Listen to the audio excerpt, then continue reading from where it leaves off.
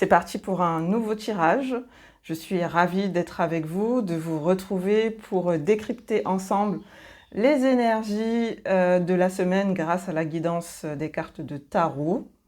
C'est encore une fois vraiment un plaisir pour moi de pouvoir partager avec vous cet outil de développement personnel, d'évolution, de lumière, j'ai envie de dire. Le tarot fait de la lumière sur ce qui nous entoure, il nous permet d'y voir plus clair. Notre coupe aujourd'hui nous présente la maison de Dieu et le chariot. La maison de Dieu est une carte que l'on a souvent vue. On sait normalement aujourd'hui que c'est une carte qui parle de chamboulement, d'imprévu. Autant ça peut être des difficultés qui vont se présenter que de grands miracles, de grandes chances. C'est un peu une carte où voilà, on ne sait pas trop ce qui va advenir, mais il y aura du chamboulement. On voit sur la carte qu'il y a beaucoup de plans, il y a cette tour qui est foudroyée, ces personnages qui tombent ou qui plongent vers la terre. Ils n'ont pas l'air apeurés pour autant, ils sont presque heureux de tomber vers le sol, de se laisser aller à la gravité, et on dirait qu'ils ramassent ces perles colorées un petit peu sur le sol. Cette carte, elle est à double tranchant. Ça peut être de magnifiques opportunités qui vont se présenter et qu'on s'y attendait pas du tout, comme ça peut être de grands défis qui vont nous être présentés. Elle est additionnée à la carte du chariot. La carte du chariot est une carte généralement qui annonce du succès, du mouvement, du voyage, du déplacement. On voit ce prince sur son chariot qui avance sans avoir à donner aucune indication à ses chevaux. Il ne tient pas de rêne, son chariot avance seul. Et on voit qu'il y a un mouvement vers l'avant où la vie le porte, tout simplement. Le chariot, c'est vraiment cette notion de lâcher prise, de laisser aller le contrôle, de se faire confiance, d'avoir cette posture. On voit qu'il est bien droit, qu'il est fier. Cette posture autant de confiance que de courage pour incarner qui l'on est vraiment. Les deux cartes ensemble me font penser à que des défis vont se présenter, que des opportunités vont se présenter et qu'il faudra avoir suffisamment de courage pour les saisir, même si ça va au-delà de l'esprit logique, même si c'est des choses qui n'ont pas forcément de sens ou où on a peur peut-être aussi d'y aller. Il faut y aller de l'avant, il faut avancer, il faut se laisser porter par la vie et accepter ce qui vient, quoi que ce soit. Moi, c'est à ça que ça me fait penser. Le côté négatif ou un peu plus sombre du chariot, c'est si vous regardez bien la carte, ces chevaux ne regardent pas dans le même sens et à être trop imbu de lui-même, à être trop dans son ego, il peut se casser la figure et finalement causer sa propre perte. Donc il faut être confiant mais être humble. Savoir justement qu'on ne contrôle rien et que les choses ne se font pas grâce à vous, elles se font à travers vous. La vie, l'énergie universelle vous traverse, vous offre des opportunités et en fait vous pouvez les saisir ou pas, ça dépend de votre libre arbitre, mais toujours avoir cette humilité qu'il y a une force plus grande que nous qui nous guide en fait, qui nous montre la voie. Et accepter que parfois on ait besoin de chaos pour y voir plus clair après. Que le chaos dessert une mission plus grande en fait. Que le chaos permet justement la création. Donc si aujourd'hui vous êtes dans une période de déconstruction, comme un peu cette tour qui est foudroyée et voilà, qui se casse un peu la figure, sachez que le chaos, la déconstruction est nécessaire à l'évolution. Tout dans l'univers et sur Terre est né finalement de cette notion de destruction, de chaos. Et nous aussi, on a besoin un peu parfois de mourir, de se casser la figure pour pouvoir avancer vers ce qui est vraiment important pour nous. Donc, n'ayez crainte, cultivez en vous les énergies du chariot, allez de l'avant quoi qu'il arrive avec humilité et confiance et courage. Si vous avez tiré la carte numéro 1, vous avez tiré une belle carte qui vient mettre beaucoup de lumière et beaucoup de positivité sur la coupe qu'on a vue précédemment. Parce que vous avez tiré la carte 21, la carte du monde, et le monde, c'est le succès à proprement parler. On récolte les lauriers de tout ce que l'on a planté. On est sous les feux des projecteurs. Que si c'est au travail, ben, beaucoup de succès au travail. Vos efforts sont récompensés. Si c'est en amour, ben, normalement ça va, ça avance dans le bon sens et c'est de bonnes surprises qui arrivent. Donc la carte du monde avec la carte du soleil, ce sont les deux cartes du tarot lorsqu'on les tire qui apportent que du positif par rapport à toutes les autres cartes. Elles aplanissent tout le côté négatif des autres cartes.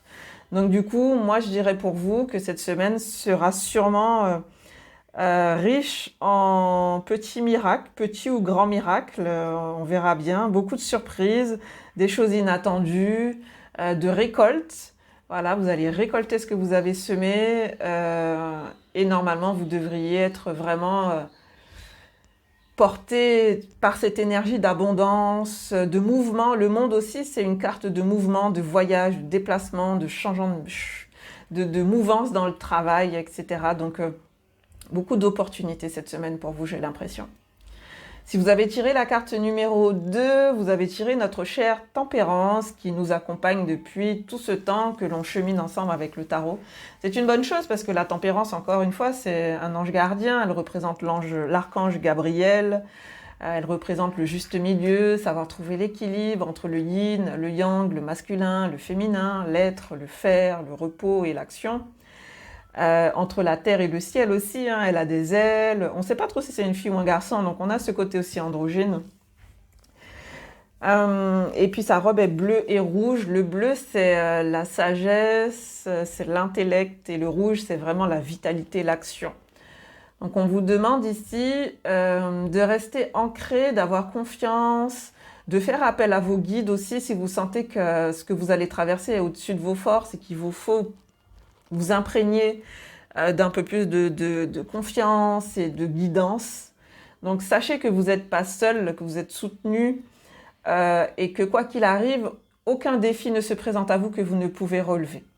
Donc quoi que la maison de Dieu va amener dans votre quotidien pour cette semaine, quels que soient les défis que vous allez devoir surmonter, sachez que tout va toujours de l'avant, que rien ne dure, que tout se transforme et que vous n'êtes surtout pas seul, qu'il ne tient qu'à vous de faire appel aux énergies qui sont autour de vous, à vos guides, à vos anges, mais aussi de faire appel à votre propre expérience en fait. Vous rappelez de tout ce que vous avez déjà surmonté et qu'aujourd'hui tout va bien, des moments peut-être encore plus difficiles que ce que vous vivez aujourd'hui et vous les avez surmontés, donc il n'y a pas de raison que ça ne passe pas cette fois-ci, ça passera comme tout de toute façon. Gardez les pieds bien ancrés dans le sol, soyez solides en fait.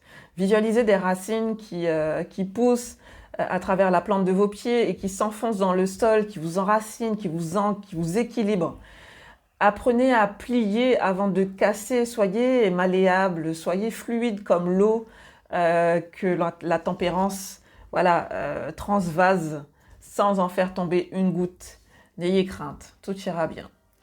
Et puis dans le côté positif, de belles choses arrivent, des miracles. Les miracles en fait c'est juste accepter l'impossible en fait.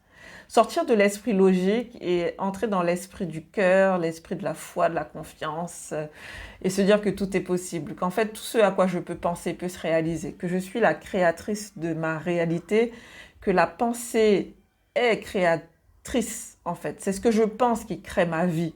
Donc si je veux plus de joie, de miracles et d'abondance, il faut que j'y pense, il faut que ce soit ça ma vibration la plus forte, ma fréquence la plus forte.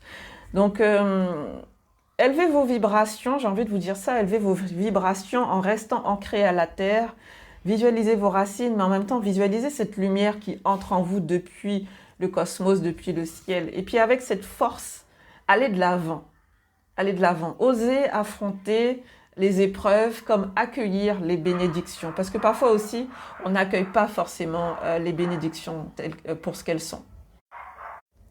Et puis pour terminer, si vous avez tiré la carte numéro 3, il y a le contraire du mouvement. On sera plutôt dans la stagnation cette semaine. Vous avez tiré la carte du pendu. Encore une fois, le pendu, il est pendu par le pied, il a la tête en bas, les mains croisées dans le dos, donc il ne peut pas trop agir. Mais encore une fois, ce n'est pas une carte négative. Le pendu vous demande d'apprendre à ralentir, d'apprendre à accepter la stagnation. Comprendre que les choses n'ont pas à aller à la vitesse que vous voulez, mais qu'il y a un ordre cosmique où tout est juste et tout va à la vitesse où ça doit aller. Il y a un plan plus grand que vous. Vous n'êtes pas posé sur Terre voilà, sans raison. Il y a un plan plus grand que vous et vous devez faire confiance. Vous devez faire confiance. Le pendu, il est posé, il n'est pas irrité d'être la tête à l'envers, il accepte. Il accepte et il laisse le temps passer. On a la maison de Dieu où, ok, il va y avoir du mouvement, de la déconstruction, des surprises positives ou négatives. Bon là, avec le pendu, c'est peut-être plus dans le négatif. On va faire face à des choses inattendues. On a ce chariot qui est censé avancer, mais avec le pendu, il est plutôt à l'arrêt et il va peut-être dans un mauvais sens. Donc ici, revenez à plus d'humilité, à plus de confiance, de lâcher prise. Comprenez que vous ne contrôlez rien, que ce n'est pas vous qui contrôlez les choses, que les choses se font. Elles ne se font pas contre vous, elles se font tout simplement. Et vous devez accepter que la vie va et vient entre joie, peine. Voilà, c'est comme ça, c'est un mouvement continuel et naturel. Donc cette semaine, vous devez ralentir. Ralentir, prendre une pause, apprendre à ne rien faire, vous octroyer du temps pour vous, pour faire le bilan peut-être de tout ce qui se passe dans votre vie, réfléchir à ce que je veux vraiment, où j'en suis, etc., où je veux aller, parce que le mouvement va revenir. L'état de stagnation du pendu ne va pas durer, mais c'est un temps d'intégration nécessaire pour laisser mourir ce dont vous n'avez plus besoin, pour vous débarrasser de tout ce qui est trop lourd, de ces énergies qui peut-être ne vous appartiennent même pas, mais que vous gardez sur vous comme de vieux manteaux que vous enlevez jamais.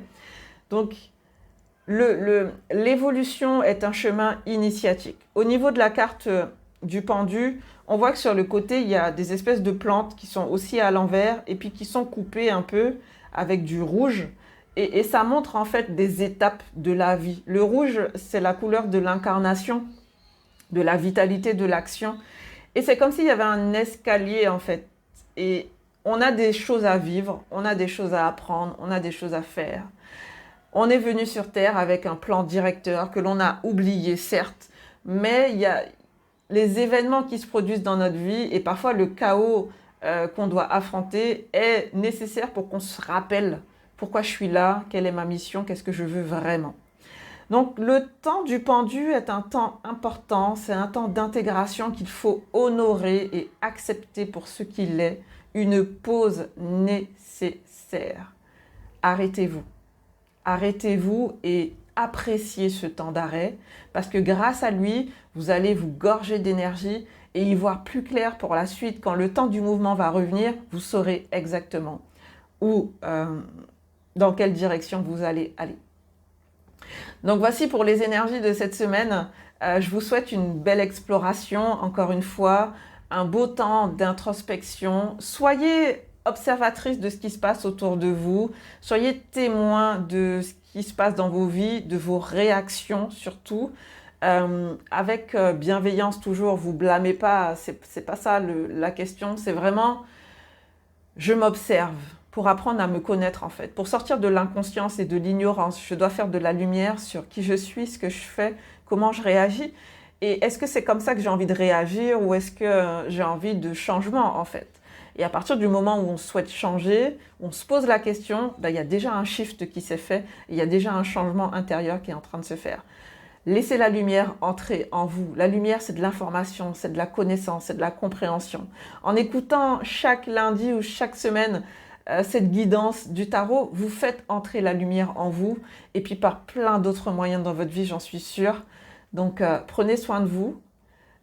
Aujourd'hui, vous êtes prévenus, entre guillemets, grâce aux cartes de tarot, de ce qui pourrait arriver. Et donc, du coup, vous n'allez pas vous laisser tomber dans le panneau.